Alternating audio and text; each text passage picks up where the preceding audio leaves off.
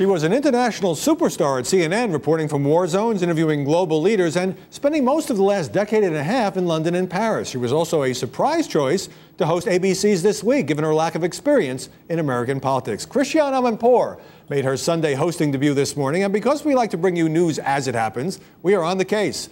Here's Amanpour in her new anchor chair. I am thrilled to be here at the museum. After 20 years covering the world, the story in this country is turning into one of the most fascinating.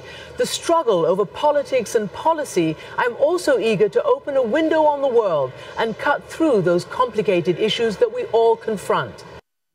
And joining us now to talk about the newest Sunday morning anchor in New York, Lola Ogunaki, a cultural commentator and former CNN contributor. And in Los Angeles, Aaron Barnhart, television critic for the Kansas City Star, who blogs at tvbarn.com.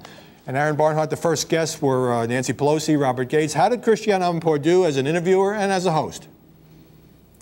Well, I think she played to her strengths as a well-prepared researcher, someone who comes loaded for bear for her interviews.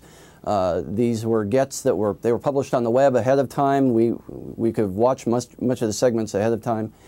So that part is the known quantity about Christiane. The unknown quantity is the back half of the show, which is the round table, where she's expected to let her guests sort of hold forth and move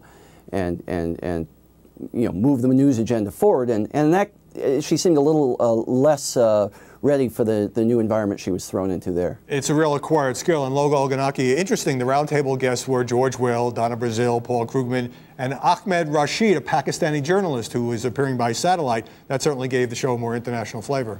And I think that's what Christiane's going for. I think she wants to open up the conversation and bring a real global perspective to her show. As you know, that Washington can be a very insular place, a very incestuous place. I've heard that.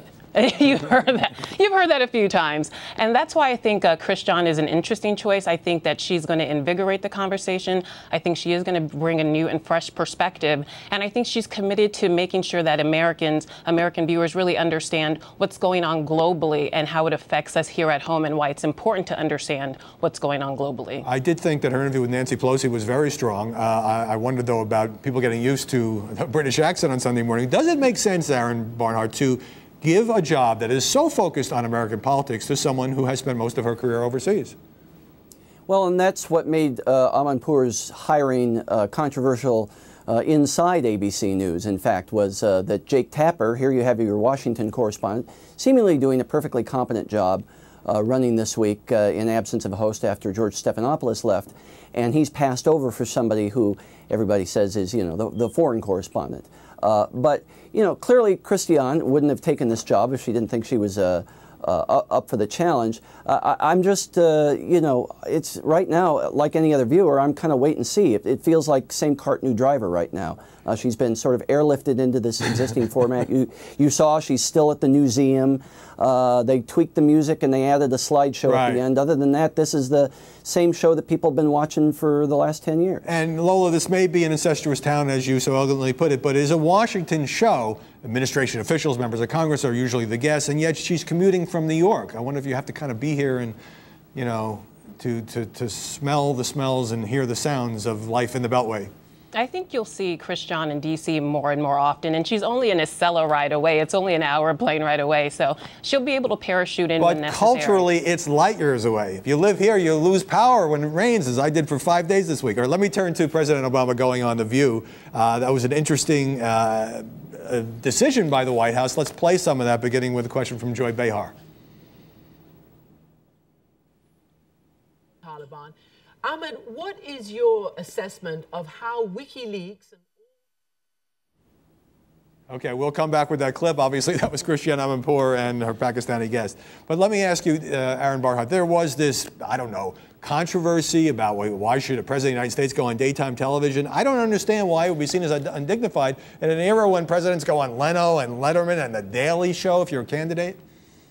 You almost wonder if it's a little bit of a double standard by gender, because after all, the late night talk show hosts are men. We're in this funny setting where news and entertainment just constantly shake hands with each other. Jon Stewart puts serious authors on his show in his interview segments, and you have the president going on an entertainment daytime program to discuss his domestic policy. This is, by the way, the world that Christiane Amanpour finds herself in now, and she's going to find herself altered by it as well. All right, we now have the clip from the president appearing on The View. I'll play that to set it up for you, Lola. Okay. I could go on and on about your accomplishments, and yet the right wing, through Fox News and other outlets, they seem to be hijacking the narrative. Where on your side is the narrative? Where is your attack dog to come out and tell the American people, listen, this is what we did? Joy, that's your job. Well, I did. Should Snooki run as mayor of Wazilla?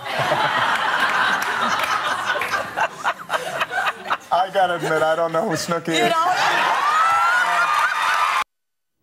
The Snooki moment. So, Lola, how did Whoopi and Joy and Barbara Walters and the rest do with the president?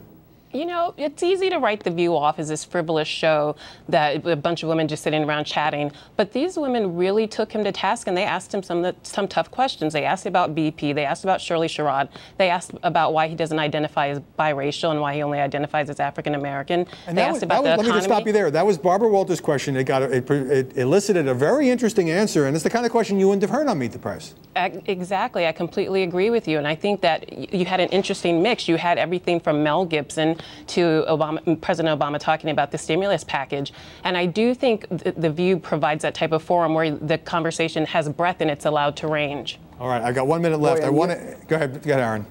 Well, and you nailed it, Howie. This is why I'm kind of looking to see what happens at this week. The standard Sunday morning newsmaker format was reinvented 30 years ago by this program this week for David Brinkley, and it really hasn't changed since then.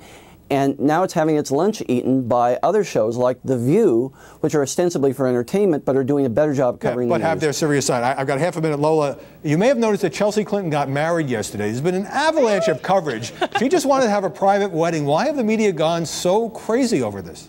Because it's Chelsea Clinton. It's glamorous. It's beautiful. Everyone wants to know about the dress. She's a beloved girl. We watch her grow up, so people feel really invested in her. And she's a good girl. She's a strong girl, and she's managed to turn out just fine. And I think that people are also just really into the idea that there's this lovely, beautiful family, and people enjoyed the wedding. But for the record, people love a wedding, Howie. Yeah, but front page of the New York Times, not for the first time, but when Jen Bush got married in 2008, while her father was president, page 23 of the New York Times. It was not this kind of media interest. All right, Lola Ogunaki, Aaron Barnhart, thanks very much for stopping by this morning.